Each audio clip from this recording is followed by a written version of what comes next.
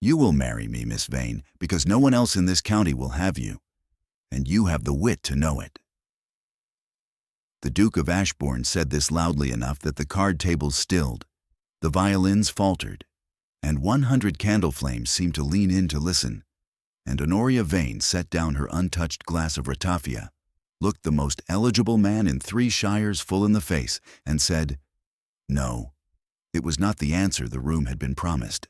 Lady Crewe had whispered it to every matron behind every fan that the proud Duke meant to settle the matter of the Vane girl tonight, here at her own ball before the supper dance.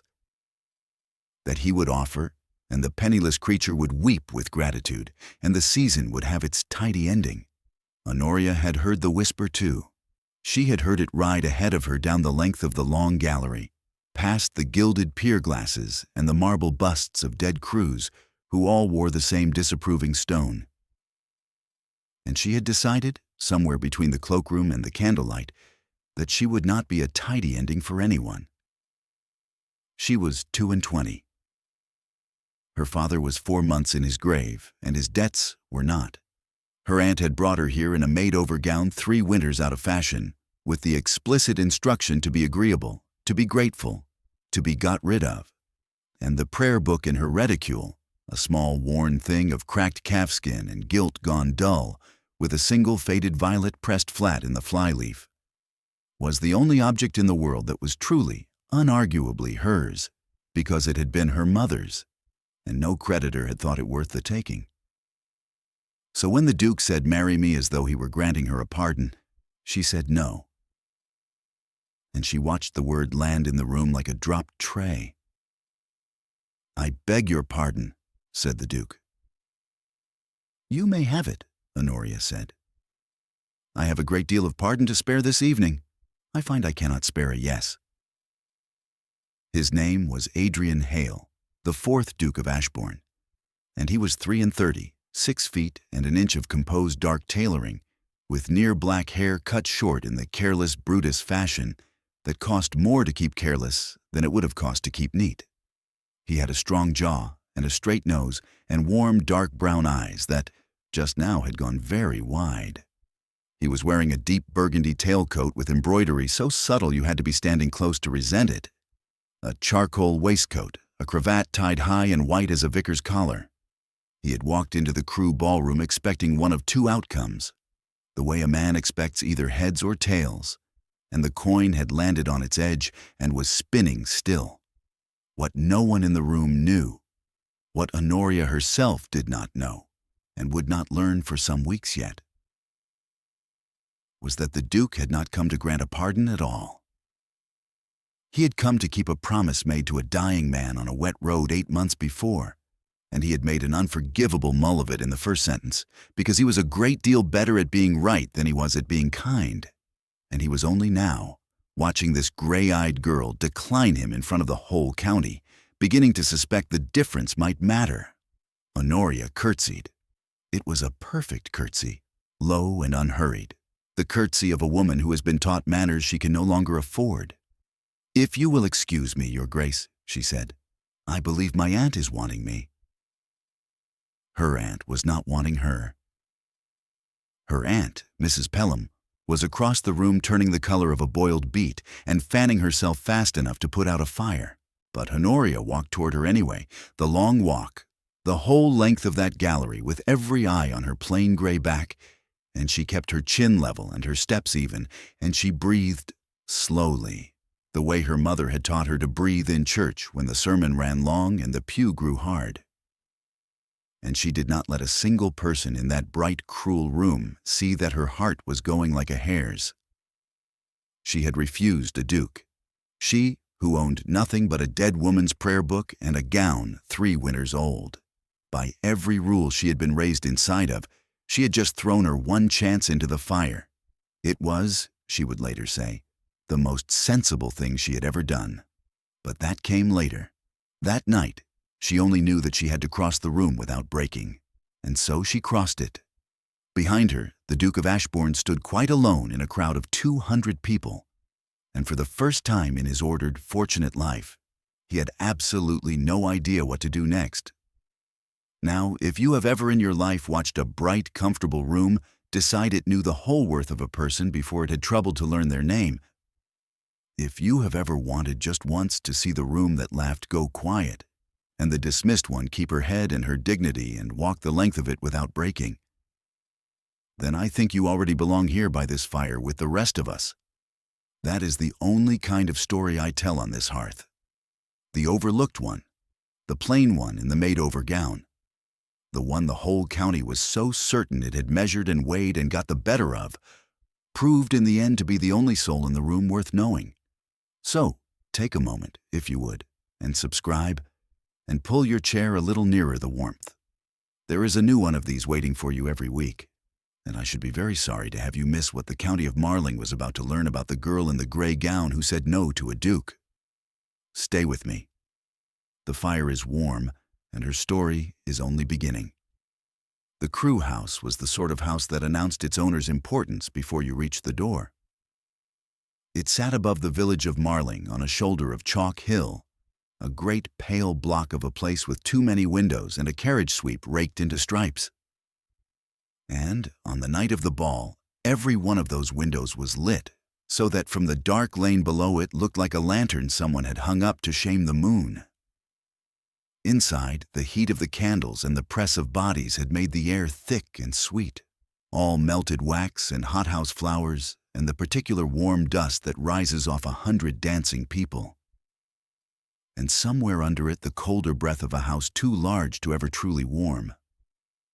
A draft that moved along the marble floor and around the ankles and reminded everyone, however gilded, that stone is stone. Honoria reached her aunt. Mrs. Pelham seized her by the wrist with a grip like a poultry woman testing a hen. "What?" she said, very low, very furious. "Have you done?" "I have declined an offer of marriage," Honoria said. "You have ruined us." "We were ruined, Aunt, when Papa died. I have only declined to be sold to settle the account." Mrs. Pelham's nostrils went white. She was not, in the main, a cruel woman. She was a frightened one, which, in a small county, can look very like the same thing. And Honoria, who had lived with her for 4 months and learned the difference, did not hate her for it. "He is a duke," Mrs. Pelham hissed. "He is 30,000 a year. He is the answer to every prayer I have said over you since your father was put in the ground. And you stood in front of the whole of Marling and told him no, as though he had offered you a turnip." "He offered me a turnip," Honoria said, "with a coronet painted on it. I do not want a painted turnip, Aunt. I should rather have an honest one, or none." It was the sort of thing that sounded very brave at the time and would keep her awake at 3 in the morning for a week. But she said it, and she said it without raising her voice, and a young woman 3 feet away in primrose silk heard it and put her fan to her mouth to hide a smile that was not unkind. That young woman was Miss Cecily Crew, the daughter of the house, 18 and bright as a new shilling, and she had been watching the whole catastrophe from beside the long windows with the frank delight of a girl who has never once in her life been threatened with a marriage she did not want. She would become, before this story was over, the truest friend Honoria had. But that, too, came later. For now, the orchestra recovered itself. The dancers reformed, the great machine of the evening ground back into motion as such machines do, and the talk closed over Honoria's refusal like water over a stone. By midnight, it was the only thing anyone was saying. By 1 o'clock, it had acquired details that had not occurred.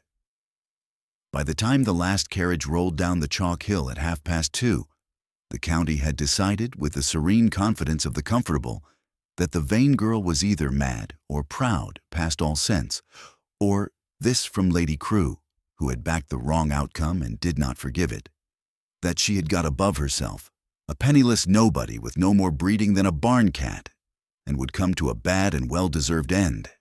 They called her, by the end of that week, the Barn Cat Bride. It was meant to wound. It traveled the drawing rooms of 3 parishes with the speed that only true unkindness can manage. Honoria, who heard it from her aunt's housemaid, who had heard it from the Crew's undercook, decided that a barn cat was a self-respecting animal that caught its own mice and bowed to no one for its supper, and that she had been called worse things by kinder people. She did not weep. She took her mother's prayer book to the window seat of the cold little room she had been given at the back of her aunt's house, and she opened it to the flyleaf where the violet lay pressed and brown, and she read the line her mother had underlined in faded ink near the back. "Be not afraid, only believe," and she breathed, and she was, for that one quiet minute, not afraid. She had decided several things in that minute, all of them quiet. She would not weep where the housemaid could carry it back to the undercook. She would not write to anyone in London begging to be rescued from her own choice.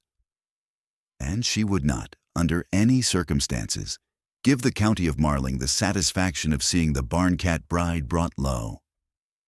She had nothing left to lose but her dignity, and dignity, she had begun to understand, was the one possession no creditor and no duke and no fanged drawing-room rumor could take from her unless she handed it over herself. She did not intend to hand it over.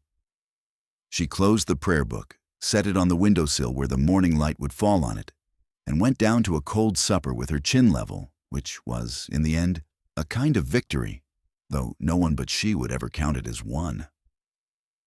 Because the county was wrong. It was wrong about nearly everything, as counties usually are, and the man it was most wrong about was the Duke of Ashbourne himself. Adrian Hale had not slept.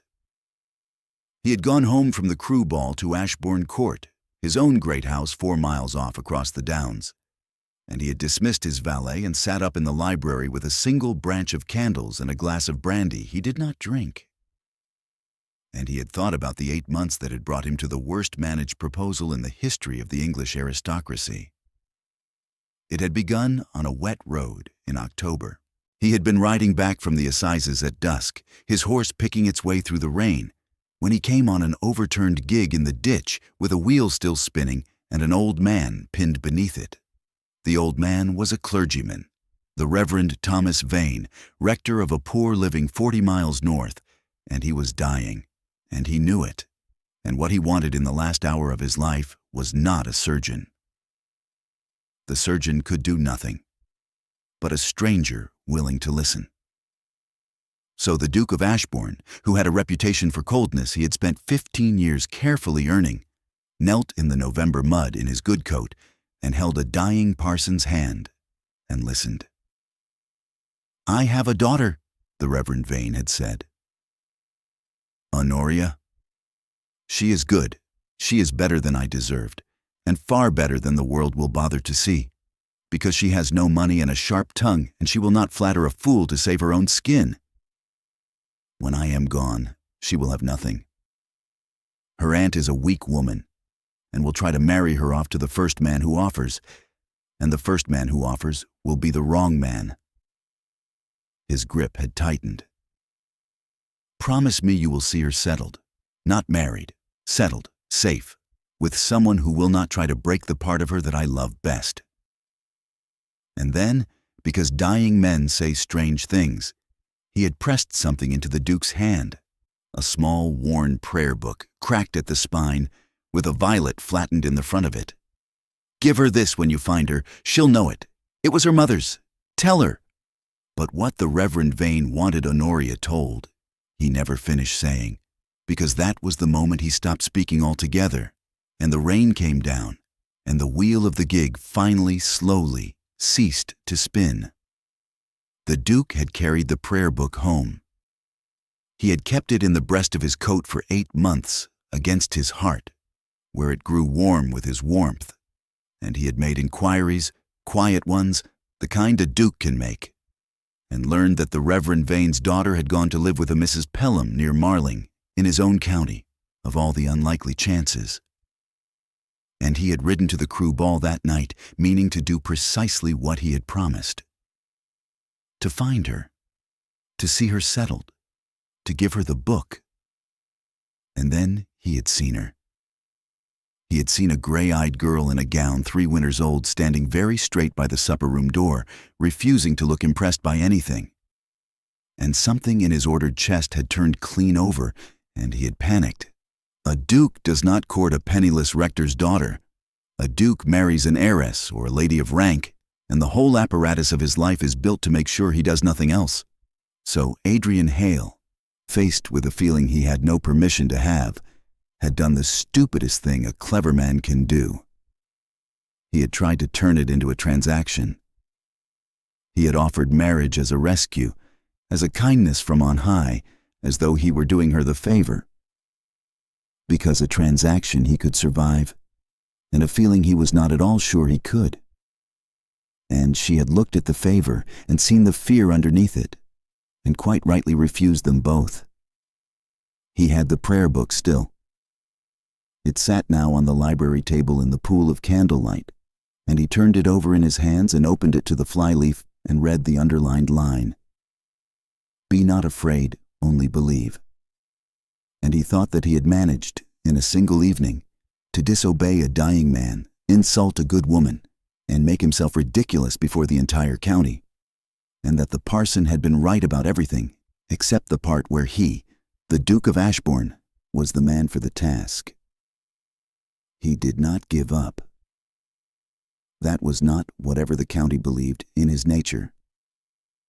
But he understood now that he had begun at the end and would have to go back to the beginning, and that the beginning was not a proposal. The beginning was the book, and the book he found himself oddly reluctant to part with, as though, while he held it, the promise was still open, still his to keep properly this time. If you have followed Honoria Vane's story this far, then settle in and stay close to the fire, because what comes next is the part I've been waiting to tell you. He rode to Mrs. Pelham's the following afternoon. It was a modest house, a former dower house gone a little to seed, with a damp north front and a parlor that smelled of last winter's coal. And Mrs. Pelham received the Duke of Ashbourne in a state of such fluttering astonishment that she could scarcely arrange her own face. A duke in her parlor. The very duke her wretched niece had. But perhaps, perhaps, he had come to renew the offer.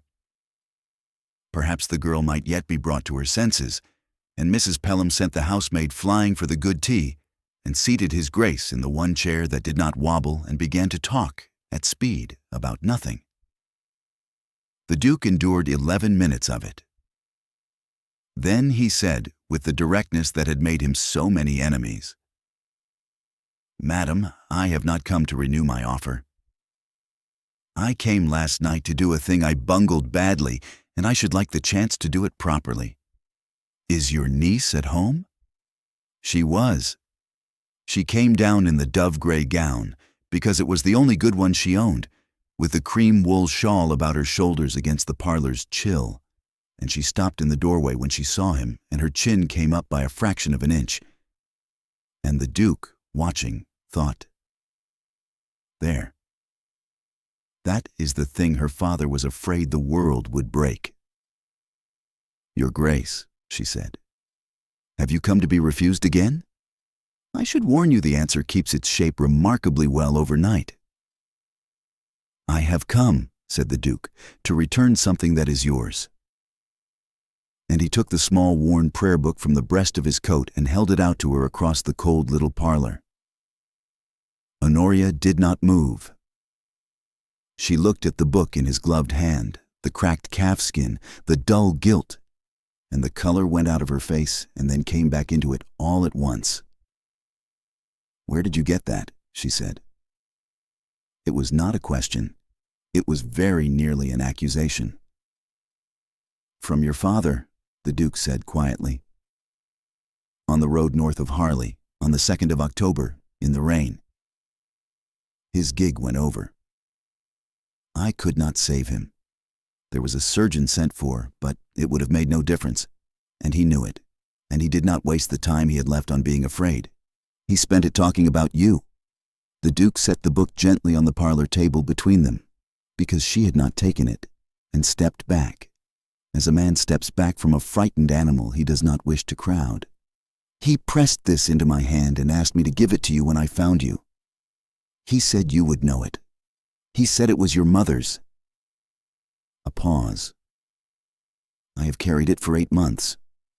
I'm sorry it took me so long, and sorrier still that when I did find you I made such a wretched business of it. He asked me to see you settled, safely, and with someone who would not try to break you.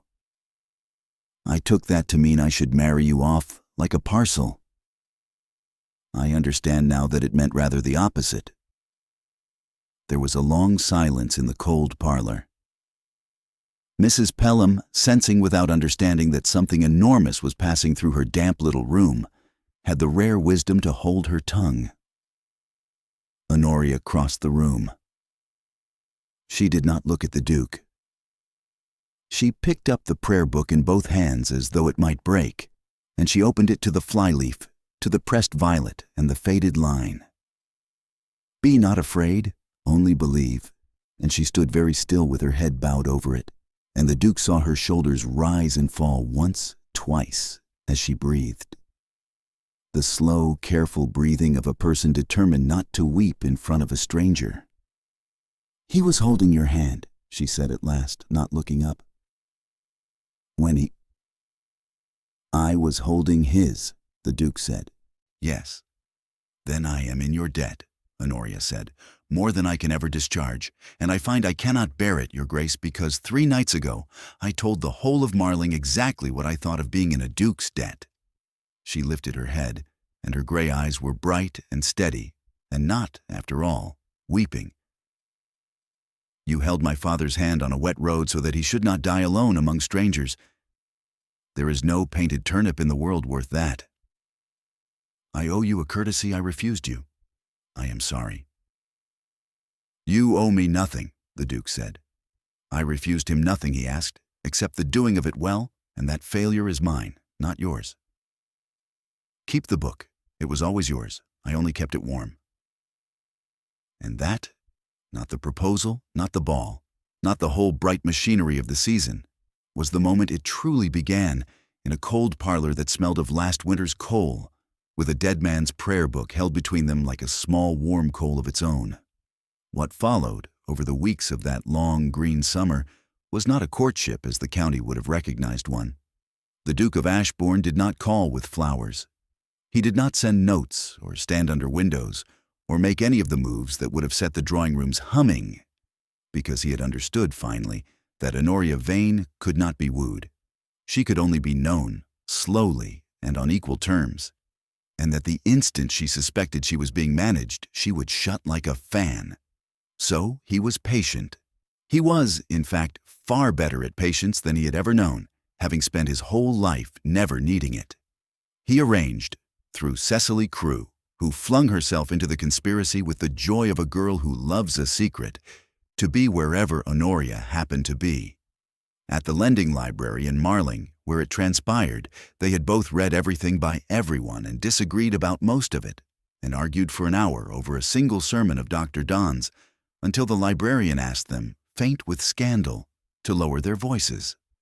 Honoria had been holding a worn duodecimo of the Holy Sonnets when she said with great firmness that Donne was a better lover than a divine, and had only taken orders because the Queen would not have him at court. And the Duke had replied that this was precisely backward, that a man who has loved badly enough makes the truest divine of all, because he knows from the inside what he is praying to be forgiven of. And they had both stopped then, and looked at one another over the small book, and the argument had quite suddenly stopped being about Dr. Donne. He found her at the village church on a Wednesday, doing the flowers because the rector's wife was abed with a chill, and he handed her stems without being asked, and got pollen on his charcoal waistcoat and did not appear to mind. She set him to filling the brass altar vases, which he did badly, crowding the stems, and she undid his work without a word, and did it again properly. And he watched her hands and said that he had never in his life seen anyone arrange flowers as though it were an argument they intended to win. And she said that everything worth doing was an argument one intended to win, including flowers, including, she supposed, dukes. And he laughed, really laughed, the sound startling a sparrow out of the rafters. And the rector's wife, hearing of it afterward from her sickbed, said she could not credit that the cold Duke of Ashbourne had laughed aloud in a parish church over a vase of cow parsley, and yet 3 separate people swore to it. and he found her on the chalk path along the down where she walked every morning to be out of her aunt's house, and where he began, by what he pretended was coincidence, to be walking too, his great black horse following on a loose rein behind them like a dog. The horse took to her at once in the way of animals, which read a person true long before the person's neighbors bothered to. It would lip at her shawl and lean its great head down for her to rub the white blaze on its nose, and the Duke remarked that the beast had thrown 2 grooms and bitten a third, and had never once in 6 years offered its head to a stranger, and Honoria said perhaps it simply preferred people who did not flatter it. And the Duke said that he was beginning to think the entire animal kingdom shared the lady's exacting standards. And the horse blew softly down its nose as if in agreement, and the larks went up over the chalk. They talked. That was all, and it was everything. He learned that she had read her way through her father's whole library twice over, theology and Latin and a smuggled novel or two, and that she could parse a Greek verb and could not, to save her life, paint a watercolor, and was glad of it.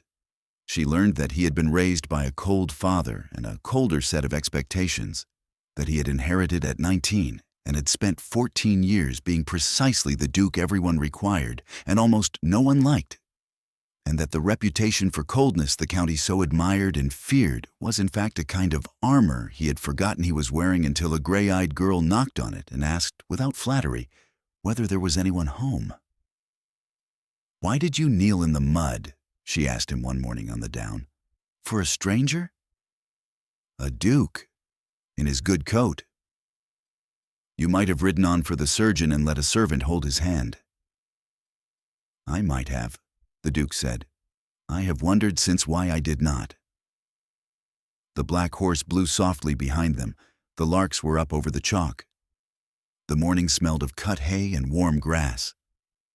"I think," he said slowly, "that I was tired of being a man people were afraid of. He was not afraid of me. He was past it. He looked at me as though I were simply another person, a man with 2 hands, one of which could be held. I had not been looked at that way in a very long time." He glanced at her. "Your father did me a kindness, Miss Vane, in the last hour of his life. He let me be ordinary. I have been grateful for it ever since, and I did not know how to say so until now." Honoria walked a little way in silence. "He was good at that," she said. "He made everyone feel ordinary, in the best way. The Duke and the dairymaid got exactly the same regard from him. It used to mortify me as a girl. I see now it was the finest thing about him." "It is the finest thing about you," the Duke said, before he had decided whether to say it. She did not answer that. But she did not walk faster either, and the larks sang, and the black horse followed them down the chalk, and that was its own kind of answer. The first true test of her came at a dinner. Mrs. Pelham, who could not afford to refuse an invitation any more than she could afford to give one, had been asked, with her niece, to dine at the Hollises, a large, comfortable, gossiping family 2 miles off.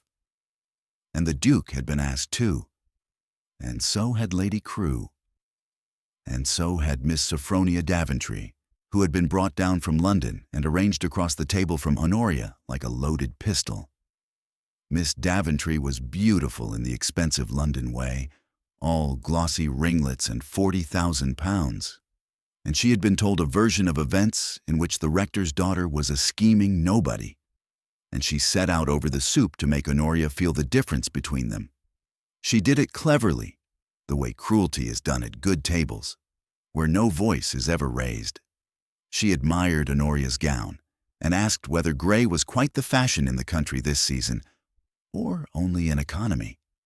She wondered aloud, to the table at large, how delightful it must be to have no establishment to keep up, and no one's expectations to consider, to be able to walk out wherever one liked, with whomever one liked, unchaperoned like a— Well, she did not finish it.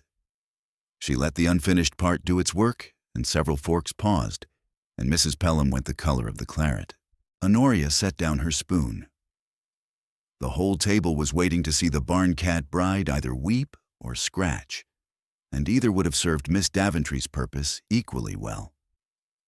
She did neither. "It is delightful," Honoria agreed pleasantly. "I recommend it to you, Miss Daventry, most warmly. There is nothing so improving to the character as having nothing, and no one, and being obliged to discover what one is worth without any of it. I had a very thorough education in the matter this spring. I find I came out of it knowing exactly what I am, and exactly what I am not, which is a great economy indeed. It spares one no end of trouble guessing." She picked her spoon back up. "I dare say you would find it most instructive, though I would not wish it on you. One ought not to wish a hard winter on anyone, even for the good it does them." There was a silence at the Hollises' table of a particular quality. The silence of a dozen comfortable people realizing, all at once, that the person they had been prepared to pity had just, very quietly, and without raising her voice or losing her smile, declined to be pitied at all. Miss Daventry's color rose. The Duke, 3 places down, was looking at his plate with the fixed attention of a man trying very hard not to be seen to grin. And old Mr. Hollis at the head of the table, who was deaf and had followed almost none of it, said loudly into the hush that this was an uncommonly fine turbot, was it not? And the table seized on the turbot with the gratitude of the drowning, and the moment passed. But it did not pass for the Duke. He walked Honoria to her aunt's carriage afterward in the blue dusk, and he said, low, "You might have let me speak. I should have liked to speak." "And said what, Your Grace?" Honoria asked. "That I am under your protection?" That would have made it true, what she said. "That I am yours to defend, like a horse or a hedge." No. She came to see whether I could be made small. I could not. That is a thing I had to do myself, or it would not have been done at all. She paused with her hand on the carriage door. "But I thank you for wishing to. It is a thing I shall remember, that you wished to and let me decline it. Not many men would have understood that the wishing was the gift, and the letting alone was the larger one." The Duke handed her up into the carriage. He did not let go of her hand at once. "Your father," he said, "told me you would not flatter a fool to save your own skin. He did not tell me you would decline to be rescued by a friend, to keep the skin entirely your own. I begin to think he undersold you considerably, Miss Vane, and he thought the world of you." The carriage rolled off down the dark lane, and the Duke stood watching its lamp swing away between the hedges, and Lady Crewe, watching the Duke from the lit doorway behind him, understood with a cold drop of certainty that admiration when she saw it, and resolved that night to put a stop to the whole business before it went any further. Word of these walks, and of that dinner, of course, reached the county, because nothing in a county does not. And the county, having decided that the barn cat bride was proud and mad and headed for ruin, now revised its verdict to something far more enjoyable. She was a schemer after all, a clever little fortune hunter who had played hard to get with the Duke and reeled him in by refusing him in public, the oldest trick dressed as the newest scruple. Lady Crewe was loudest in this view. Lady Crewe had a niece of her own, a Miss Sophronia Daventry, who had been brought down from London precisely in the hope that the Duke of Ashbourne might be brought up to scratch. And Lady Crewe did not intend to see 30,000 a year and a coronet carried off by a penniless nobody in a made-over gown. So Lady Crewe began, quietly, to make trouble. She called on Mrs. Pelham and dripped poison sweet as honey. Did the dear girl quite understand what she was about? A duke might walk with a rector's daughter all summer for his amusement and marry an heiress in the autumn. And where would the girl be then, her reputation in shreds, and no offer to show for it? She seated Miss Daventry beside the Duke at every dinner. She let it be known, in the way such things are let, that the Vane girl had thrown herself at his Grace shamefully, had refused him at the ball as a piece of calculation, had been seen walking out alone with him without a chaperone, which was nearly true, and the nearly was the dangerous part.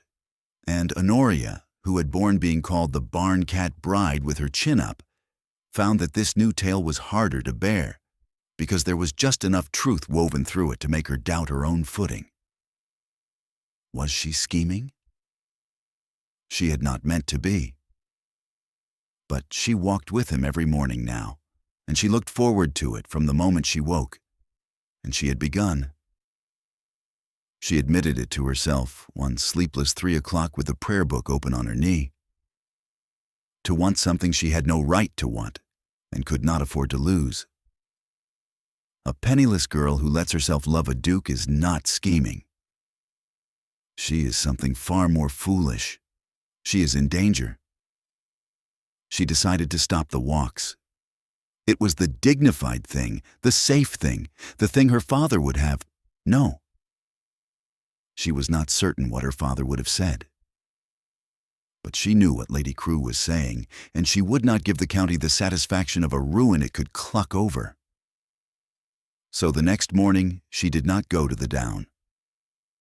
She sat in the cold little room with her mother's prayer book and read, "Be not afraid," until the words stopped meaning anything, and she did not go. And she told herself it was courage, and knew it was the opposite. The Duke waited on the chalk path for an hour. Then he rode to Mrs. Pelham's, and was told Miss Vane was not receiving. He understood at once. He was not a stupid man, only a slow one in this single subject. And he rode home, and he sat in his library, and he thought. And here is the thing the county never once suspected about the Duke of Ashbourne, the thing that overturned everything, though it was not a secret room or a hidden will or any of the dramatic reversals such a county loves. It was simpler and far stranger than that. The thing the county did not know was this.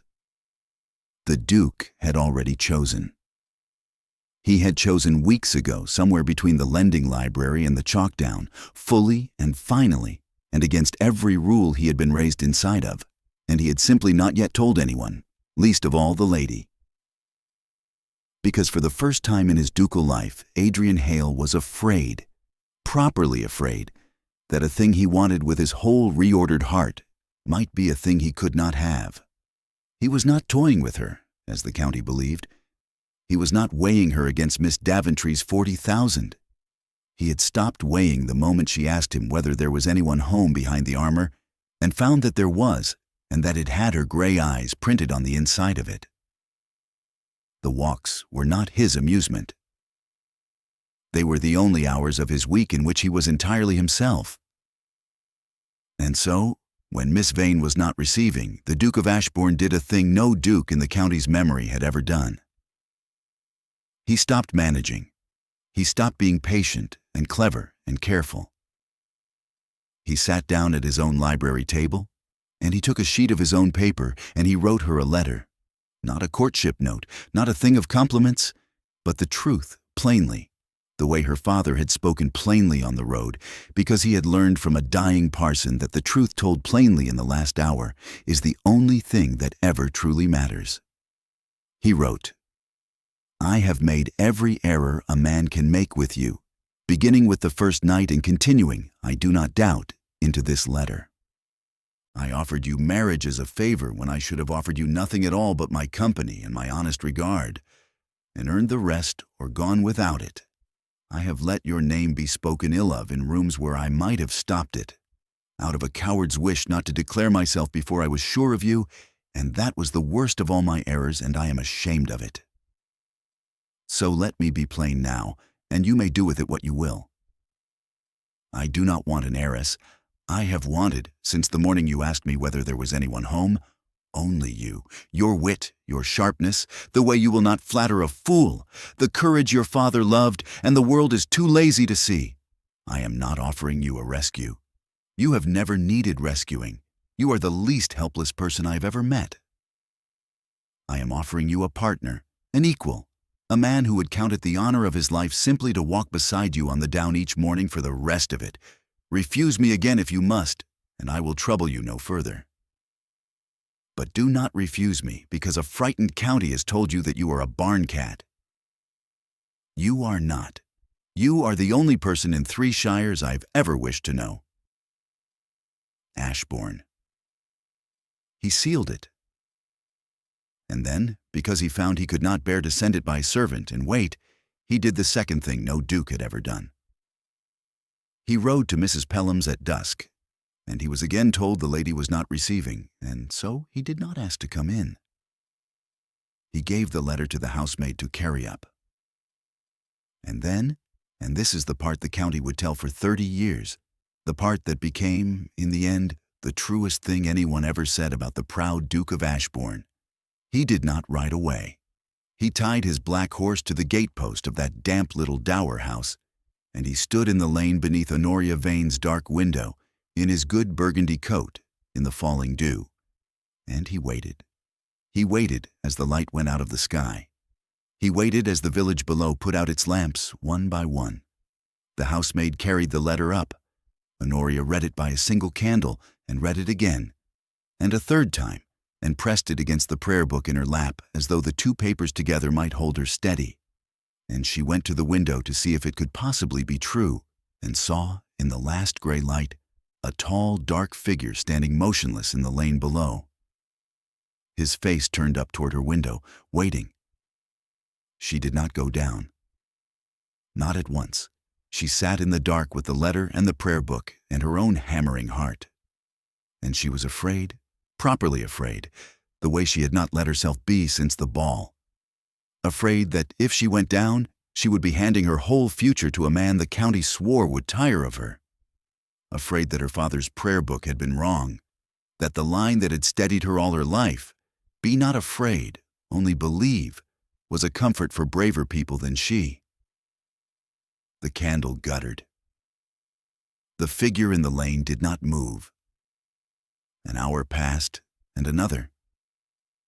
The dew turned the lane to silver. And still, every time she went to the window, he was there, his upturned face pale in the dark, asking nothing, demanding nothing, simply refusing to leave her to the night alone, exactly as he had refused to leave her father to it, on a wet road, 8 months before. And somewhere near 3 in the morning, with the cold coming up through the floor and the prayer book warm in her 2 hands, Honoria Vane understood the thing she had been too frightened to see. He had not come to rescue her. He had come to wait for her. There was all the difference in the world between the two, and her father had known it, and had spent his last breath trying to make sure she ended up with a man who knew it too, a man who would kneel in the mud for a stranger, a man who would stand in a lane all night in the dew, rather than let her decide her own heart felt watched or hurried or owned. She opened the prayer book one last time, to the flyleaf, to the pressed violet brown with age and the faded underlined line. And she read it. And this time she believed it, all the way down. Be not afraid. Only believe. And she did a thing she had not done in earnest since the day they had put her father in the ground. She knelt down in the dark by the cold window, with the candle guttering and the book open on the sill. And she prayed. Not for rescue. She had told the Duke the truth that she had never needed rescuing, and she found she meant it even now. She prayed only for the courage to know her own heart and to trust what it told her, the way her mother had trusted, the way her father had trusted on a wet road when he spent his last breath not on fear, but on his daughter. She knelt there a long while, and the cold came up through the floor. And somewhere down in the silver lane, a man who had knelt once in the mud for a stranger now stood waiting in the dew for her, and neither of them, in that hour, was entirely alone.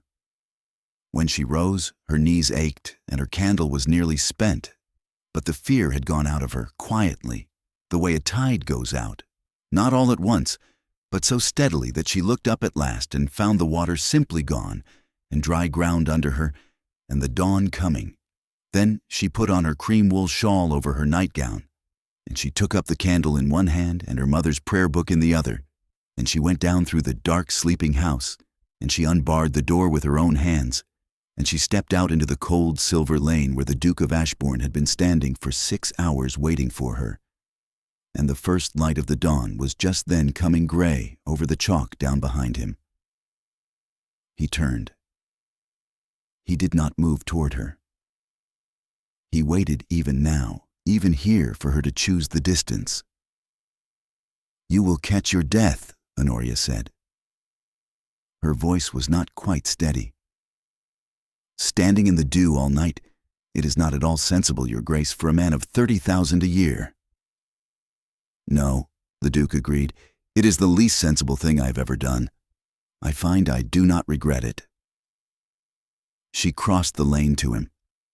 She stopped an arm's length away, the candle flame swaying between them, and she held up the prayer book, the small, worn, warm thing that had been her mother's and her father's, and was now, by his keeping, a kind of theirs. "You kept this warm for 8 months," she said, "against your heart, for a girl you had never met, because a dying man asked you to. And then you stood in a lane all night because a living one was afraid." Her gray eyes were wet at last, and bright and unafraid. "I told you at the ball that I should rather have an honest turnip than a painted one." "I have been thinking, Your Grace, that I was wrong. I do not want a turnip at all. I find I want you, plainly, with no coronet painted on it, just you standing in the dew, being entirely unsensible." "If the offer in your letter still stands?" "It stands," said the Duke. His voice was not steady either. "It will stand as long as I do."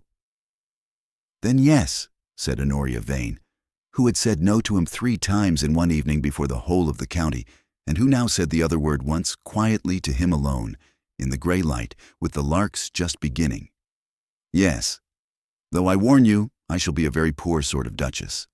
I cannot paint, and I will argue with you about Dr. Donne until we are both 90, and I shall go on doing the church flowers myself even when there are 40 servants to do it for me." "I should be alarmed," said the Duke, "by any other sort."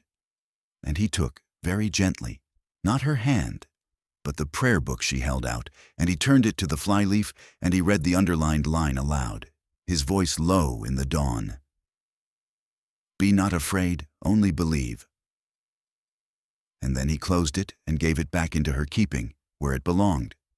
And only then, when the book was safe in her own 2 hands, did he take those hands, prayer book and all, and raise them, and press his mouth to her cold fingers in the grey light, once, with a tenderness that had nothing in it of rescue and everything in it of regard. They were married in the autumn, in the small village church where she had done the flowers, and not in the great cold cathedral his rank entitled him to, because she asked for the small one, and he had long since stopped being able to refuse her anything she truly wanted.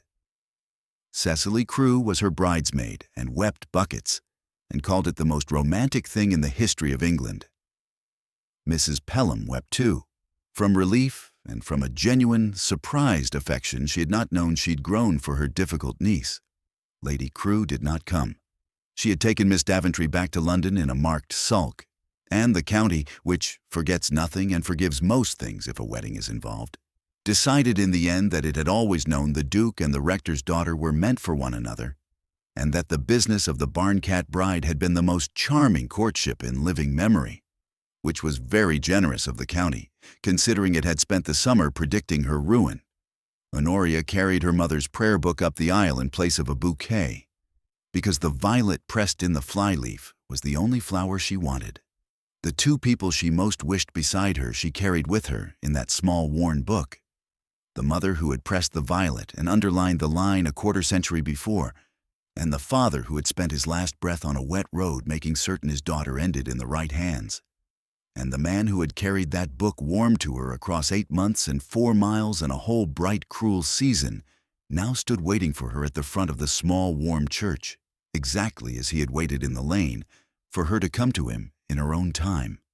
The evening of their wedding day, when the guests had gone and the small church stood empty and the great house at Ashbourne Court glowed gold against the gathering dusk, the new Duke and Duchess of Ashbourne sat together by the library fire. The same fire, the same chair that did not wobble, though there was no chair in that house that wobbled now. The candles were lit. The dusk came down blue and soft over the chalk downs beyond the windows, and the first star pricked out over the place where the lane ran. the lane where he had stood all night in the dew. She was 22, and he was 33, and between them on the small table by the fire lay a worn calfskin prayer book with the gilt gone dull and a brown violet pressed flat in the flyleaf, and neither of them needed to open it to know what it said. "I have been thinking," said the Duchess of Ashbourne, who had once been the Barncat bride, "that I never thanked you properly for kneeling in the mud." "You crossed a lane to me in your nightgown at dawn," said the Duke. "I considered myself thanked." She laughed, low, and leaned her head against his shoulder, and the fire settled in the grate, and outside the dusk deepened, and the chalk down went to shadow, and the lane lay silver and empty under the rising stars. He reached over and laid his hand, very lightly, on the worn cover of the prayer book, as a man touches a thing he's grateful for. And she laid her hand over his, and neither of them moved to do anything else at all. There was nowhere either of them had to be. Some men show their love loudly, with proposals flung across crowded ballrooms and favors granted from on high.